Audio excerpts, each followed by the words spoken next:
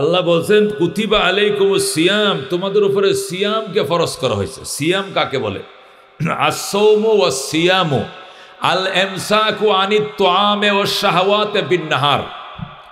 সিয়াম অথবা সোম দুইটাই আছে, হাদিসের মধ্যে আছে সিয়াম, কোরআনের মধ্যে আছে সোম। বুঝেন না? আল্লাহ রাব্বুল আলামিন বলেন কুতিবা আলাইকুমুস সিয়াম, তোমাদের উপরে রোজা ফরজ করা হয়েছে। রোজা কাকে বলে?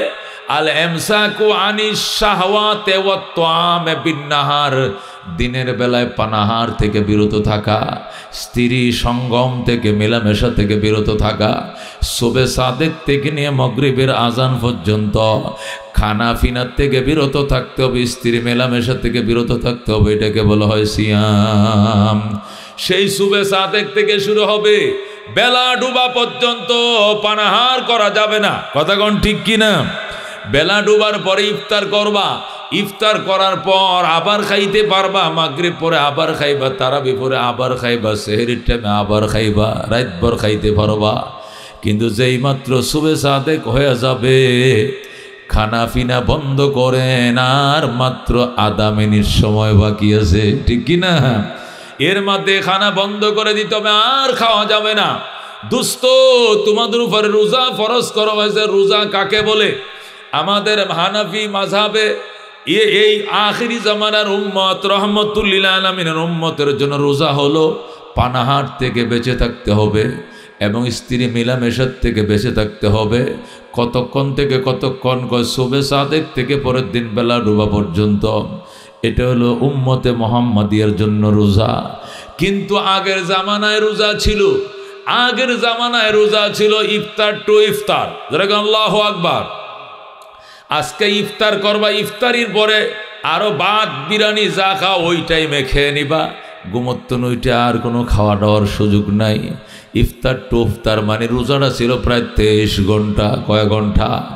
24 ঘন্টার মধ্যে 1 ঘন্টা মুখ খুলছ ইফতারির জন্য, প্রয়োজনে খানা ফিনার জন্য।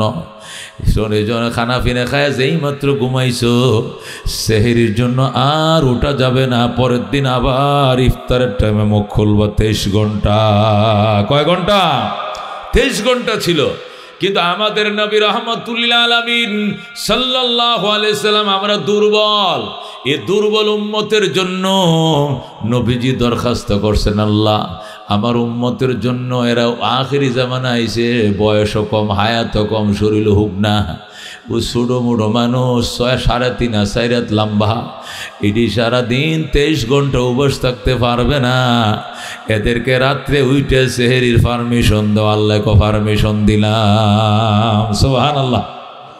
এই জন্য আমরা সেহরি খাইতে পারি, এটা একটা পারমিশন, এটা একটা অপশন, এটা কোনো ফরজ না, ফরজ না। অনেকেই সেহরি খাইতে না পাইলে কয় রোজা রাখবো না, সেহরি খাইছে না রোজা হইতো না, এই জন্য রোজা রাখে না। নাউজুবিল্লাহ। কোন এই রোজার সাথে সেহরির সাথে কোনো সম্পর্ক নাই। খাইলে একটা অপশন, তুমি নিলা তো নিলা, না নিলে অসুবিধা নাই। কথা কোন ঠিক কিনা? এখান থেকে যাওয়ার টাইমে গাড়ি অপশন আছে, ডাকাতিয়া বাজারে লোক নামাইব, আবার আঙ্গারগাড়া নামাইব, আবার মল্লিক বাড়ি নামাবে, এরপরে বালুকা নিয়ে যাবে। অনেক গাড়ি আছে যে ডাকাতিয়া থামছে না, ছোটো বাজার থামে নাই, অপশন আসিল, যাত্রীও নাই, গাড়ি থামেও না, একটানে চলে গেছে আঙ্গারগাড়া, আর একটানে মল্লিক বাড়ি হয়ে বালুকা। কথা ঠিক কিনা? অপশন আছে, দাঁড়াইতেও পারে, নাও দাঁড়াইতে পারে, কিন্তু এখানে দাঁড়ানো কোনো জরুরি নয়। সেহরি এটা অপশন। দুর্বল উম্মতের জন্য নবী অপশন রাখছেন। নবী বলছেন তাসাহারু, সেহরি খাইও, ফাইন্না ফিস সুহুরে বারাকাতান, সেহরি খাওয়ার মধ্যে বরকত আছে, স্বাস্থ্য ভালো থাকবে, মন মানসিকতা ভালো থাকবে, ইমানের পাওয়ারও থাকবে। এই জন্য মাঝরাত্রে ওইটা খাইও, সেহরি খাওয়া সুন্নত। কিন্তু তার মানে এই নয় সেহরি না খাইলে রোজা হবে না, এমনটা নয়। সেহরি খাইছো আর না খাইছো, নিয়ত করছো, 1 গ্লাস পানিও যদি খাওয়ার সময় না পাও, হুদা নিয়ত করে ফালাইবা, রোজায় কোনো অসুবিধা হবে না, ঠিক কিনা? রোজা রাখা এটা ইমানের ব্যাপার।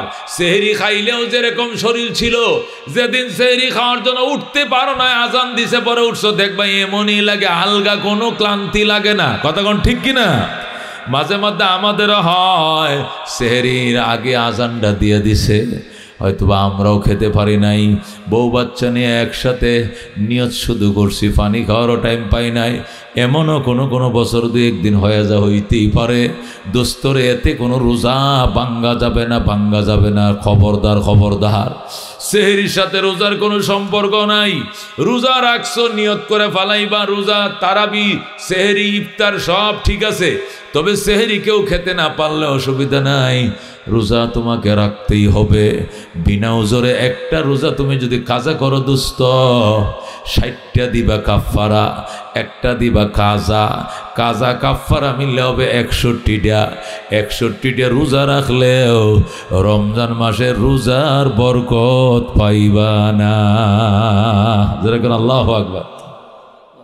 খামখেয়ালি করে একটা রোজা তুমি ভাঙছো, এর জন্য একটা রোজার জন্য একটা দিতে হবে কাজা, 60টার দিব কাফারা। কাফারা মানে জরিমানা। এরপরেও রমজান মাসের রোজার যে বরকত, এটা ফাইতানা রে দোস্ত, ফাইতানা। এই জন্য খবরদার রোজা ভাঙবা না। আল্লাহ কো হে ইমানদারেরা, ইমানওয়ালাদেরকে বলছি, বেঈমানদেরকে বলছি না। বেঈমানের জন্য রোজা বড় কঠিন। বিড়ি খাইতে বইবে, সিগারেট খাইতে হবে, আমার গ্যাস্ট্রিক, আমার আমস্যা, আমি রোজা রাখতাম না। উপাসতে কোনো আবাদত নাই, ফ্যাট ভরে খাওয়ার পরে আবাদত করো। এই সমস্ত ভণ্ডর দল আছে। আল্লাহ তোদেরকে বলছি না, আমি আনুগত্যশীল ইমানদারকে বলছি। কথা কোন ঠিক কিনা? তোমাদের উপরে রোজা ফরজ করা হলো কামা কুতিবা আলাল্লাযীনা মিন ক্বাবলিকুম, যেমনি ভাবে তোমাদের পূর্বের উম্মতের উপরে ফরজ করা হয়েছিল। আল্লাহ তুলনা করছেন, শুধু তোমাদের উপরে ফরজ করি নাই। তোমরা বলতে পারো আল্লাহ এ উবাস থাকার মতো ইবাদত এর খালি আমগুরে দিলেন, অন্য কোনো উম্মতরে দেন নাই। আল্লাহকে দিছি, যেমনি ভাবে পূর্বের উম্মতের উপরে ফরজ করা হয়েছিল তেমনি ভাবে তোমাদের উপর ফরজ করা হয়েছে। তারা যদি পারে কেন তোমরা পারবা না? দশে মিলে করি কাজ, হারি জিতি নাহিলা, ঠিক কিনা? তারা যদি পারে তোমরা পারবা না কেন? এই জন্য আল্লাহ কথাটা তুলনা করে বলছেন, যেমনি ভাবে পূর্বের উম্মতের উপর ফরজ করা ছিল। এই কথাটা বলার উদ্দেশ্য হলো এই যে কোনো জিনিস দশে মিলে করলে এটা কঠিন হইলেও বোঝাটা কি হয়ে যায়, হালকা হয়ে যায়। কথা কোন ঠিক কিনা? আরবিতে একটা প্রবাদ আছে, আরবিতে কি আছে? একটা প্রবাদ আছে, ইজা আম্মাতিল বালায়া খাফফাত, ইজা আম্মাতিল বালায়া খাফফাত। আরবি একটা প্রবাদ আছে, বিপদ যখন একসাথে অনেকের উপরে আসে তখন বিপদ হালকা হয়ে যায়। কথাটা বুঝেন না? এই সখীপুরে আওয়ামী লীগের না হইলেও 2000 লোকের নামে মামলা হয়েছে। কথা ঠিক কিনা? এখন হেরা কয় মামলা যেহেতু হয়েছে আমার একা তো আর হয় নাই, আরো 10 জনের নামে 2000 লোকের নামে হয়েছে, তো হেগোর যে অবস্থা আমার একই অবস্থা, চিন্তা করে লাভ নাই, এটা হালকা হয়ে গেছে। আজ যদি গোটা সখীপুরের মধ্যে খালি একজনের নামে দিত, মনে করেন এর ফেসার তো 180 নিচে নামলয় না, যত ট্যাবলেট খাও ফেসার নামবেই না নিচে। কারণ কি? এই বিপদ শুধু একা তার, আর কেউ এই বিপদে পড়ে নাই। তাহলে মনে করেন সাধু এই ফাফি বন্দা একাই পড়ছে বেকায়দার মধ্যে। কিন্তু ইজা আম্মাতিল বালায়া, বিপদ যখন ব্যাপক রূপ ধারণ করে, খাফফাত, বিপদ হালকা হয়ে যায়। করোনা আইছে, গোটা দেশ করোনায় ডেকে গেছে। তখন মানুষ কিছুদিন ডরায় ডরায় পরে আর মাস্কও ব্যবহার করে না, কিচ্ছু না, কথা দাবরামু দৌড়ামু, কাম করি কাজ করি, বাঁচলে বাঁচবো নাইলে মরমু।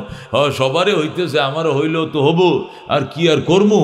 এই জন্য দোস্ত আল্লাহ তুলনা করে বলছেন, তারা যদি পারে তুমি কেন পারবা না? তারা রোজা রাখতে পারে তুমি কেন পারবা না? ওনাদের উপরে ফরজ করা হয়েছিল, তোমার উপরও ফরজ করা হয়েছে। এখন প্রশ্ন, আগের উম্মতের উপরে কেমনে ফরজ করা হয়েছিল এটা জানতে হবে। আদম আলাইহিস সালাম থেকে নিয়ে হযরতে শীশ আলাইহিস সালাম পর্যন্ত ওই সময় ফরজ ছিল আইয়ামে বীজের 3টে রোজা ফরজ ছিল। কয়টা রোজা? আদম আলাইহিস সালাম থেকে নিয়ে শীশ আলাইহিস সালাম পর্যন্ত, কয় কি? আদম থেকে শীশ আলাইহিস সালাম পর্যন্ত 2500 বছর রোজা ফরজ ছিল আইয়ামে বীজের রোজা। আইয়ামে বীজ মানে পূর্ণিমার চাঁদ যখন আকাশে থাকবে ওই 3 দিন রোজা রাখতে হবে। সন্ধ্যার সময় খাইয়া ইফতারটা খাবেন, পরের দিন সন্ধ্যায় কি করবেন? আবার ইফতার করবেন। মাঝখানে কোনো সেহেরি নাই, 3 দিন। প্রতি মাসে কয় দিন? যেরকম কয় দিন? এটাকে সিয়ামে আইয়ামে বীজ বলা হয়। সাদা চাঁদের দিনের রোজা মানে পূর্ণিমার চাঁদের দিনে কি রোজা, যখন আকাশটা ধবধবা সাদা থাকে রাত্রিবেলায়। এটা কোন সময়? পূর্ণিমা রাত্রগুলো, কতক্ষণ ঠিক কিনা? তাহলে আদম থেকে শীষ আলাইহিসসালাম পর্যন্ত রোজা ছিল আইয়ামে বীজের 3টা রোজা। পূর্ণিমার চাঁদের মধ্যে 3 দিন রোজা রাখা এটা ফরজ ছিল। হজরতে নূহ আলাইহিসসালাম থেকে নিয়ে আমাদের একদম ইব্রাহিম আলাইহিসসালাম পর্যন্ত রোজা ফরজ ছিল রে দুস্ত। মুহররমের 10 তারিখ, জোরে কোন সুবহানাল্লাহ। হযরতে মূসা আলাইহিস সালামের উম্মতের উপরে, ঈসা আলাইহিস সালাম উম্মতের উপরে, মূসা নবী আলাইহিস সালাতু ওয়াস সালাম এই পর্যন্ত এইদিকে এক হিসাব, মূসার থেকে পিছন থেকে নিয়ে ইব্রাহিম আলাইহিস সালাম থেকে হযরতে মূসা আলাইহিস সালাম পর্যন্ত 1300 বছর। এই 1300 বছর রোজা ছিল। আল্লাহু আকবার। জিলহজ মাসের 10 দিন, কয় দিন? জিলহজ মাসের চাঁদ, যেটা কুরবানি চাঁদ, যেটা আমরা 10 তারিখ কি করি? কুরবানি করি। জিলহজের চাঁদ ওঠার 1 তারিখ থেকে রোজা শুরু হবে, 10 তারিখ নিয়ে রোজা শেষ করতে হবে। এটা হযরতে ইব্রাহিম আলাইহিস সালামের উম্মতের উপরে ফরজ ছিল 1300 বছর। তাহলে আদম আলাইহিস সালামের উম্মতের উপরে ফরজ ছিল আইয়ামে বীজের রোজা, পূর্ণিমার চাঁদের টাইমে রোজা রাখা। হযরতে ইব্রাহিম আলাইহিস সালামের জামানায় রোজা ফরজ ছিল। কোন রোজা? বলেন কি রোজা? ইব্রাহিম আলাইহিস সালামের জামানায় আল্লাহু আকবার রোজা ফরজ ছিল জিলহজ মাসের 10 দিনের রোজা। এরপরে মূসা নবী থেকে নিয়ে আমাদের নবী মদিনায় হিজরত করা পর্যন্ত এই টানা 3500 বছর পর্যন্ত রোজা ছিল মুহররমের 10 তারিখের রোজা। মূসা আলাইহিস সালাম থেকে আমাদের নবী ঈসা আলাইহিস সালাম সহ আমাদের নবী মদিনায় হিজরত করার আগ পর্যন্ত মুহররমের 10 তারিখের রোজা ফরজ ছিল। আল্লাহ তাআলা এই 10 তারিখ বিভিন্ন ইতিহাস ঘটাইছেন। আসমান বানাইছেন, জান্নাত বানাইছেন, নূহ নবীরে মুক্তি দিছেন, ইউনুস নবীরে বোয়াল মাছের পেট থেকে মুক্তি দিছেন, ঈসা আলাইহিস সালামকে আকাশে উঠাইছেন, পৃথিবীতে সর্বপ্রথম বৃষ্টি হইছে। আল্লাহ দাদ নবী সাল্লাল্লাহু আলাইহি সাল্লাম রাহমাতুল লিল আলামিন সাল্লাল্লাহু আলাইহি সাল্লামের কলিজার টুকরা নাতি হযরত হুসাইন কারবালায় শহীদ হইছে। নানাবিধ ঘটনা এই মুহররমের 10 তারিখে ঘটেছে। এই জন্য আমাদের নবীর উপরে রমজানের রোজা ফরজ হওয়ার আগ পর্যন্ত মুহররমের 10 তারিখে রোজা রাখা ফরজ ছিল। যেরকম সুবহানাল্লাহ। তাহলে 3 কিসিমের রোজা ছিল। কয় ধরনের? 3 ধরনের রোজা ছিল। কিছু রোজা ছিল আইয়ামে বীজের, কিছু রোজা ছিল জিলহজ চাঁদের, কিছু রোজা ছিল মুহররমের 10 তারিখের। আল্লাহ এই রোজাগুলোর দিকে তুলনা করে বলতেছে কামা কুতিবা আলাল্লাযীনা মিন ক্বাবলিকুম, হে ঈমানদার আমার নবীর উম্মত, রাহমাতুল লিল আলামিনের উম্মত, শোনো, তোমাদের উপর রোজা এমনিভাবে ফরজ করা হয়েছে যেমনিভাবে পূর্বের উম্মতের উপর ফরজ করা হয়েছিল। সুতরাং তারা যদি পারে তোমরা কেন পারবা না? আমরা বলছি ইনশাআল্লাহ আমরা পারবো। কতক্ষণ ঠিক কিনা? কেন রোজা ফরজ করা হয়েছে? আল্লাকুম তাত্তাকুন, যেন তোমরা মুত্তাকিন হয়ে যাও, তাকওয়াশীল হয়ে যাও। মুফাসসিরিন কেরাম লেখেন লাআল্লাকুম তাত্তাকুন এর অর্থ কি? মুফাসসিরিন কেরাম বলেন এই আয়াতের মধ্যে লাআল্লাকুম তাত্তাকুনের অর্থ হলো যেন তোমরা তোমাদের ক্ষুধার্ত আত্মাকে খাবার দিতে সক্ষম হও। তাকওয়া, এখানে তাকওয়া শব্দের অর্থ হলো ক্ষুধার্ত আত্মাকে খাবার দিয়ে বলিয়ান করা, বলিষ্ঠ করা। ক্ষুধার্ত আত্মাকে খাবার দিয়ে বলিষ্ঠ করাকে এখানে তাকওয়া বলা হয়েছে। সব জায়গায় তাকওয়ার এক অর্থ নয়, সব জায়গায় কি নয়। একটা শব্দ ইংরেজি হোক, বাংলা হোক, আরবি হোক, একটা শব্দ জায়গার ব্যবধানে কি হয়? অর্থের ব্যবধান হয়। হোলি একটা শব্দ, হোলি, হোলি বুঝেন? হোলি মানে কি? পবিত্র। হোলি কোরআন কন, হোলি কোরআন মানে কন, হোলি কোরআন মানে পবিত্র কোরআন। ঠিক আছে, কোরআনের সামনে লাগাইছেন হোলি কোরআন, এখন অর্থ কি দাঁড়াইলো? পবিত্র কোরআন। কিন্তু হোলি লাইফ, হোলি লাইফ পবিত্র জীবন না, সুস্থ জীবন। এখন না হোলির অর্থ হবে কি? সুস্থ।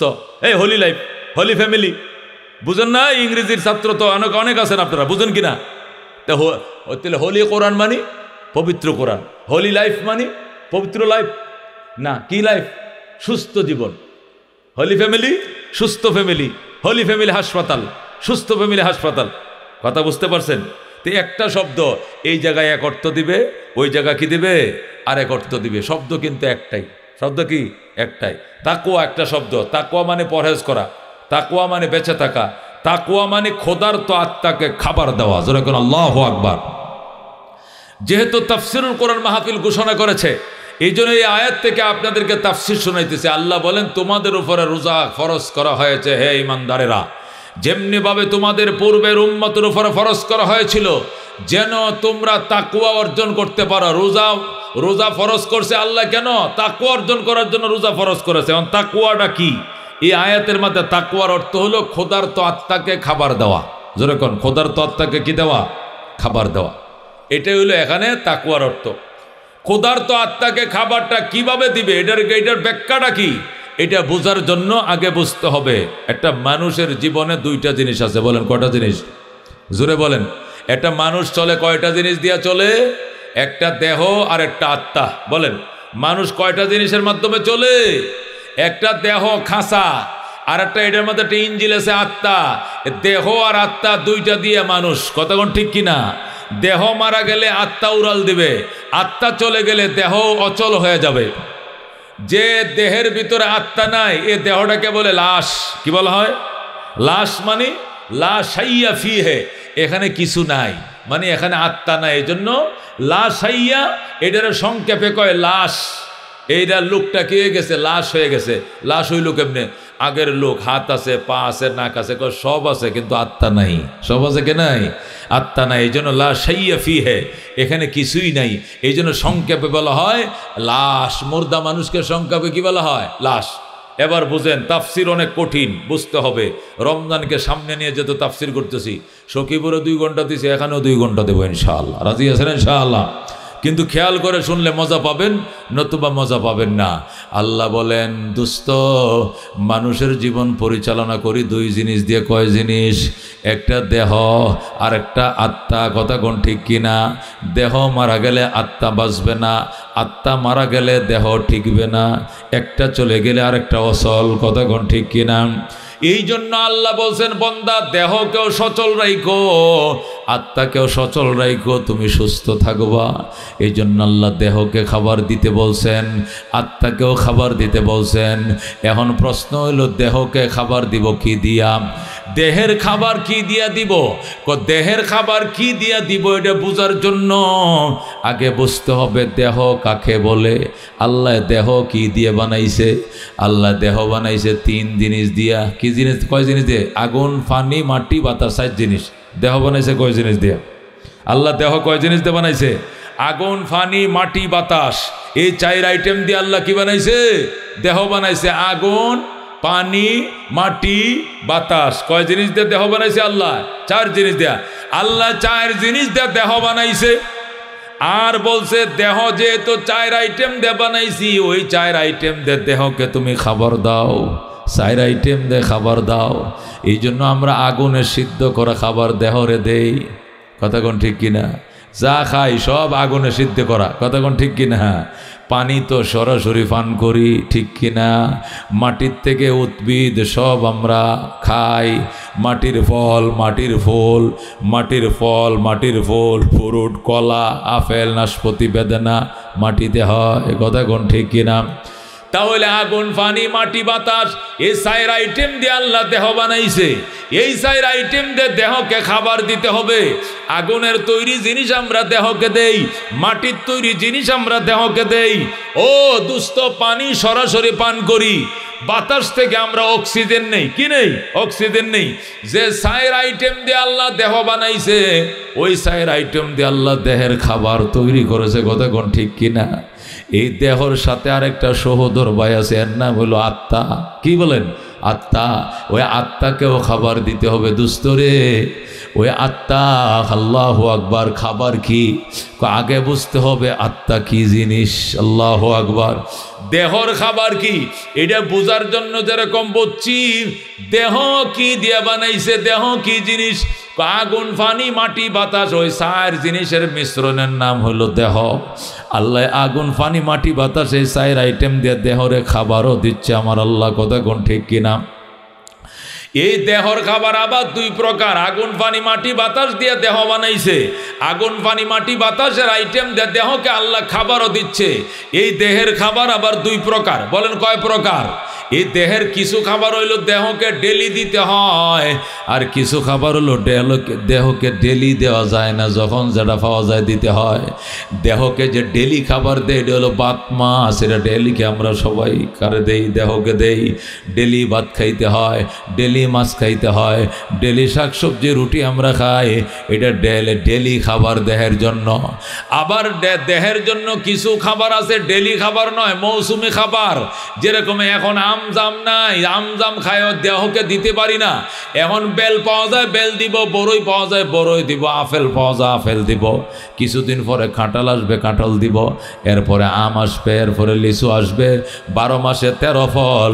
যে মৌসুমে যে ফল পাওয়া যায় এই ফলগুলো ওই মৌসুমের দেহের জন্য মৌসুমি খাবার। কথা কোন ঠিক কিনা? দেহের খাবার দুই প্রকার।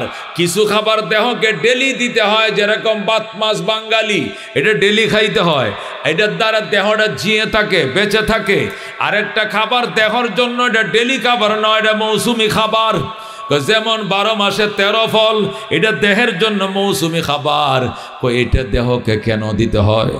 এটা না খাইলেও দেহ বাঁচে, তবে এইটার দ্বারা দেহের ভিতরে রোগ প্রতিরোধ ক্ষমতা বাড়ে। মানুষের ভিতরে রোগ প্রতিরোধ ক্ষমতা আছে, এটা বয়সের কারণে, রোগ সুখের কারণে প্রতিরোধ ক্ষমতাটা কমে যায়। কথা কোন ঠিক কিনা? আল্লাহ তাআলা মানুষ বানাইয়া তখন মানুষ সুস্থ হওয়ার জন্য দুইটা জিনিস দিছে। কয়টা জিনিস দিছে? কিছু মেডিসিন দিছে গাছের পাতালতার ভিতরে 50%, এইগুলো রিসার্চ করে এটা মেডিসিন ইউজ করলে সে সুস্থ হবে, এটা হলো 50%। আর 50% মেডিসিন আল্লাহ দেহের ভিতরে এমনিই রাইকে দিছে। এমনি দেহের ভিতরে মেডিসিন অ্যান্টিবায়োটিক 50% এমনি আছে, শরীরের ভিতরে আছে। আর 50% হলো মেডিসিনের দোকানে পাওয়া যায়। দুইটা মিললে 100 হয়। যেরকম আল্লাহু আকবার। উলামায়ে কেরাম যখন কোরআনের তাফসির লেখা শুরু করে তখন বুঝে আসে যে এরা কত বড় দার্শনিক, কত বড় বৈজ্ঞানিক। কোরআনের তাফসির পড়লে মাথা আউলিয়া যায় যে এত ব্রেন এরা পাইছে কই। কোরআনের ব্যাখ্যা দেখুন, কোরআনের কুতিবা আলাইকুমুস সিয়ামের তাফসির করতেছে, বলতেছে দেহের খাবার মানুষ খায়, এটা আবার দুই প্রকার। কয় প্রকার? কিছু খাবার দেহের জন্য ডেলি খাবার, যেটা ডেলি খাইতে হয়, যেরকম ভাত মাছ আমরা ডেলি খাই, রুটি সবজি ডেলি খাই ডায়াবেটিসওয়ালারা, এটা দেহকে জিয়ে রাখার জন্য, বাঁচিয়ে রাখার জন্য। আর কিছু খাবার আছে মৌসুমি খাবার, এটা দেহকে জিয়ে রাখার জন্য খায় না, এটা দেহের ভিতরে যে প্রতিরোধ ক্ষমতাটা আছে এই প্রতিরোধ ক্ষমতাটা বাড়ানোর জন্য খায়। কথা কোন ঠিক কিনা? মানুষের ভিতরে প্রতিরোধ ক্ষমতা আছে। মুফাসসিরে কেরাম লেখেন আল্লাহ তাআলা যখন মানুষ বানাইলেন, বানানোর পরে অ্যান্টিবায়োটিক 50% তার শরীরের মধ্যে আল্লাহ নিজেই দিয়ে রাখছে, আর 50% হলো গাছের লতা পাতার মধ্যে দিছে। ওই লতা পাতার উপরে রিসার্চ করে তারা মেডিসিন অ্যান্টিবায়োটিক তৈরি করছে, ফার্মেসিতে বেচে। এটা হলো 50, আর 50% দেহের ভিতরে আছে। দুইটা একত্রিত হইলে 100 হয়, তখন রোগীটা সুস্থ হয়। কথাটা বুঝতে পারছেন? অর্থাৎ আপনি বুঝেন, আপনি যদি মনে করেন দাও দিয়া তরকারি কুটতেছেন, তরকারি কুটতে গিয়ে আঙ্গুল কাইটে লাইছেন, কি করছেন? অনেকটা আঙ্গুল কাটছে, রক্ত বের হয়েছে, তখন আপনার জন্য দুইটা কাজ। একটা কাজ হলো এটাকে ব্যান্ডেজ করেন অথবা তেনাতে বাঁধতে রাখেন। 2 নম্বর হলো আপনি ওষুধ খান। কথা কোন ঠিক কিনা? আপনি বাঁধতে রাখিয়া যদি ওষুধ না খান তাহলে এই গা শুকাবে, তবে সময় নেবে বেশি। কতক্ষণ ঠিক কিনা? এটা যদি কাটছে হাতে, এটা যদি আপনি তেনাতে পেঁচায় রাখেন কতদিন? 15 দিন। তো 15 দিন পরে দেখবেন এটা শুকানো শুরু হয়ে গেছে, কারণ ওষুধ খান নাই তো, এটা শুকাবে 15 দিনে। কিন্তু যদি ওষুধ খান, অ্যান্টিবায়োটিক খান, তখন এটা 1 সপ্তাহ শুকায়া যাবে। ঔষধে টানবে 7 দিন, আর ভিতরের মেডিসিনে টানবে 7 দিন, দুইটা মিললে 14 দিন হয়ে যাবে। যেরকম সুবহানাল্লাহ। এখন মানুষের আমি আঙ্গুল কাটছি, কাইটে আমি আঙ্গুলটাকে তেনাতে পেঁচায় রাখছি, আমি তো ওষুধ খাই না, এটা সুস্থ হইলাম কিভাবে? এই গাটা শুকাইলো কিভাবে? বোঝা গেল আল্লাহ শরীরের ভিতরে অ্যান্টিবায়োটিক কি করছে? ঢুকায় রাখছে। এটার পরিমাণ 50%, 50%। আর 50% মেডিকেল থেকে ওষুধ কিনে আমাকে সকাল বিকাল অ্যান্টিবায়োটিক 2 টাইম আমাকে খাইতে হবে, সেপত্রি খাইতে হবে, নাহলে ফ্লক্স খাইতে হবে, আরও কি ডাক্তাররা যে ওষুধগুলো দিবে এই শুকানোর জন্য আমার খেতে হবে। আর যদি আমি না খাই, ডায়াবেটিস না থাকে, তাহলে আমি এমনি পেশায় রাখলে ওই কাটা আঙ্গুল ভালো হবে, 1 সপ্তাহ ভালো হয়তো আমি ওষুধ খাইলে এটা 15 দিনে ভালো হবে। আমার কত হলো 15 দিন না, 1 মাসেই ভালো হইলো, কিন্তু 1 মাসে ভালো হইলো কেমনে? আমি তো ওষুধ খাই নাই। ওষুধ তো সব মেডিকেলে আল্লাহ রাখছে না, কিছু ওষুধ আল্লাহ দেহের ভিতরে দিয়ে রাখছে। যেরকম সুবহানাল্লাহ। এখন না বিজ্ঞান উন্নতি করছে, ওষুধ রিসার্চ করছে, একেবারে বড়া ওষুধ পাওয়া যায়, এমন কোনো ওষুধ নাই যে ফার্মেসিতে নাই। এমন দিন ছিল কোনো ঔষধ বাজারে পাওয়া যাইতো না, তখনও তো হাত কাটতো, সুস্থ হইতো কি দিয়া? ওই শরীরে দেওয়ার মেডিসিন দিয়া সুস্থ হয়ে যাইতো। যেরকম সুবহানাল্লাহ। এ দুস্থ মানুষের ভিতরে রোগ প্রতিরোধ ক্ষমতা দিয়ে রাখছে আল্লাহ, এই প্রতিরোধ ক্ষমতার বলে সে সুস্থ হয়ে যায়। ওষুধ না খাইলেও তার হাতের কাটা গা শুকায় যায়, কারণ শরীরের ভিতরে যে প্রতিরোধ ক্ষমতা আছে, এই ক্ষমতা বলে সে সুস্থ হয়ে যায়। এই প্রতিরোধ ক্ষমতাটা বয়সের বাড়ে, ডায়াবেটিসের কারণে, নানা রোগের কারণে প্রতিরোধ ক্ষমতাটা 50 থেকে নাইমে 25 আয় পড়ে, 30 আয় পড়ে, 20 আইসে পড়ে। এই জন্য ডাক্তার বলে মৌসুমি ফল খাইবেন, 1 পা দুধ খাইবেন, একটা দেশি মুরগির ডিম খাইবেন, একটা আপেল খাইবেন, একটা মালটা খাইবেন, প্রতিরোধ ক্ষমতা বাড়বে। ঠিক কিনা? একটা রুগীকে হাসপাতাল থেকে আপনি রিলিজ করলে ডাক্তার 1 পৃষ্ঠায় লেখে ঔষধ আর 1 পৃষ্ঠা লেখে হত্য। কতক্ষণ ঠিক কিনা? এই পৃষ্ঠায় লেখছে এই ওষুধটা দিনে 3 বার, 2 নম্বর ওষুধটা দিনে 2 বার, 3 নম্বর ওষুধটা দিনে 1 বার, আরেকটা ওষুধ 24 ঘন্টা 1 বার, আরেকটা ওষুধ সপ্তাহে 1 বার, আরেকটা 15 দিনে 1 বার। এটা হলো 1 পৃষ্ঠা লেখছে ওষুধ। অপর পৃষ্ঠা লেখছে দুধ খাইবেন ½ কেজি, ডিম খাইবেন 1টা, মালটা 1টা, লেবুর রস খাইবেন। স্যার ওষুধ লেখছেন ঠিক আছে বুঝলাম, কিন্তু হত্য লেখছেন কি কারণে? এটাও লাগবো, এটাও একটা শক্তি, সারা প্রতিরোধ ক্ষমতা বাড়বে না। কথা কোন ঠিক কিনা? এ দোস্ত মুফাসসিরিন কেরাম বলেন, মানুষ যে দেহরে খাবার দেয়, এই খাবারটা 2 প্রকার। একটা খাবার দেহকে দেয় দেহকে বাঁচিয়ে রাখার জন্য, আর একটা খাবার দেহকে দেয় দেহের ভিতরে প্রতিরোধ ক্ষমতা বাড়ার জন্য। যে ডালা খাবারটা ডেলি খায়, মাছ গোস্ত তরি তরকারি, এটা দেহকে জিয়ে রাখার জন্য। আর মৌসুমি ফলমূল যেগুলো দেহরে খাওয়ায়, এটা হলো প্রতিরোধ ক্ষমতা বাড়ানোর জন্য। যেরকম সুবহানাল্লাহ। আল্লাহ বলছেন তোমার দেহ আত্মা 2টার সমন্বয় তুমি বেঁচে থাকবা, এই জন্য দেহরে খাবার দাও। দেহর খাবার কি বুঝলাম, কয় প্রকার বুঝলাম। আত্মার খাবার দাও। এখন প্রশ্ন হলো আত্মার খাবার কি? আত্মার খাবার কি এটা বোঝার আগে বুঝতে হবে আত্মা কি জিনিস। আত্মা আল্লাহর হুকুমের নাম। বলে আত্মা কার নাম? আল্লাহ বলছেন ওয়ায়াসআলুনাকা আনির রূহ কুলির রূহু মিন আমরি রাব্বি ওয়া মা উতিতুম মিনাল ইলমি ইল্লা কালিলা। আল্লাহ বলেন ওয়ায়াসআলুনাকা আনির রূহ, আমার বন্ধু মক্কার কাফেররা আপনার কাছে আত্মা সম্পর্কে জানতে চাবে। মুহাম্মদ আত্মা কাকে বলে? আপনি পরিষ্কার বলে দেন কুলির রূহু মিন আমরি রাব্বি, আত্মা এটা আমার রবের একটা হুকুমের নাম। আত্মা আমার আল্লাহর হুকুমের নাম। আত্মা যেহেতু আল্লাহর হুকুমের নাম, আল্লাহ যে আইটেম দিয়ে যারে বানাইছে ওই আইটেম দিয়ে খাবার দেয়। সুতরাং আল্লাহর হুকুমের নাম যেহেতু আত্মা, আল্লাহর হুকুম পালন করায় আত্মার জন্য খাবার। ওই মুসলমান, আগে কি বলছিলাম? দেহ বানাইছে আগুন পানি মাটি বাতাস দিয়া। এই 4 আইটেম দিয়ে দেহ বানাইছে, এই 4 আইটেম দিয়েই দেহের খাদ্যর ব্যবস্থা আল্লাহ করতেছে। আগুন দিয়া পুরানো খাবার খায় দেহ, মাটির তৈরি জিনিস খায়, পানি পান করে, এরপরেও বাতাস থেকে অক্সিজেন নেয়। আগুন পানি মাটি বাতাস দিয়ে দেহ বানাইছে, আগুন পানি মাটি বাতাসের আইটেম দিয়ে দেহকে খাবার দিছে। কয় আল্লাহ হুকুম দিয়ে আত্মা বানাইছে, আল্লাহর হুকুম পালন করায় আত্মার খাবার। যেরকম সুবহানাল্লাহ। দোস্ত আল্লাহর হুকুম পালন করাই কি আত্মার খাবার। নামাজের আত্মার খাবার, রোজার আত্মার খাবার। ডেলি তোমাকে দেহরে যেরকম খাবার দিতে হয়, না দিলে দেহ মরে যাবে। ডেলি তোমার আত্মাকে খাবার দিতে হবে, নতুবা তোমার আত্মা মারা যাবে। কথা কোন ঠিক কিনা?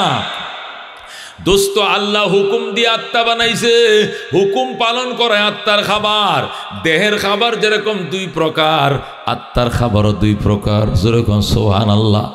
আত্মার কিছু খাবার আছে এটা আত্মাকে ডেলি দিতে হয়, নতুবা আত্মা বাঁচবে না। যেরকম ঈমান এটা আত্মার ডেলি খাবার, কোরআন তেলাওয়াত আত্মার ডেলি খাবার, নামাজ এটা আত্মার ডেলি খাবার, কোরআন তেলাওয়াত আত্মার ডেলি খাবার। ও বন্ধু, ডেলি খাবার না খাইলে যেরকম মানুষ বাঁচবে না, ঈমান কোরআন তেলাওয়াত না করলেও মানুষ বাঁচবে না। এই জন্য নবী বলছেন, ইন্নাল্লাযী লাইসা ফি জাওফিহি শাইউম মিনাল কোরআন কাল বাইতিল খারিব। নবী বলছেন যে আত্মার ভিতরে কোরআন নাই, এটা বিরান ঘর। বিরান ঘর মানে এই ঘরে কোনো বাসিন্দা নাই। যে ঘরের ভিতরে কোরআন নাই এটা এমন ঘরের মতো যে ঘরে কোনো বাসিন্দা নাই, মানে খালি ফেট। খালি ফেট এটা খালি বলা হয়েছে কেন? কোরআন তেলাওয়াত এটা আত্মার ডেলি খাবার। তুমি ডেলি 3 দিন যদি না খাও যেমনে মারা যাইবা, 3 দিন কোরআন তেলাওয়াত না করলে তোমার আত্মা মারা যাবে। ডেলি ভাত না খাইলে তুমি যেমনে মারা যাও, ডেলি নামাজ না পড়লে তোমার আত্মা মারা যাবে, তোমার আত্মা মারা যাবে।